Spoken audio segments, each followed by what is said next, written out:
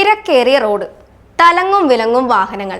അതിനിടയിൽ ഒരു സ്കൂട്ടർ യാത്രികൻ നേരെ നടപ്പാതയിലേക്ക്. അപ്രതീക്ഷിതമായി ഒരമ്മുമ്മ സ്കൂട്ടറുകാരന്റെ വട്ടം നിന്നു. എന്നിട്ട് ചോദിച്ചു, നടപ്പാതയിലൂടെ എങ്ങോട്ടാ? വണ്ടി വീട് മോനെ, റോഡിലൂടെ. സ്കൂട്ടറുകാരൻ പഠിച്ച പണി 18 നോക്കിയിട്ടും നടന്നില്ല.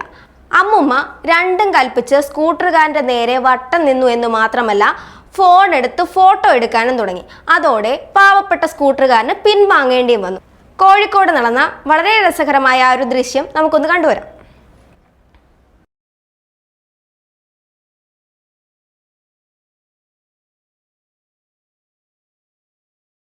ആരാ ആരാ ആരാ ആരാ ആരാ ആരാ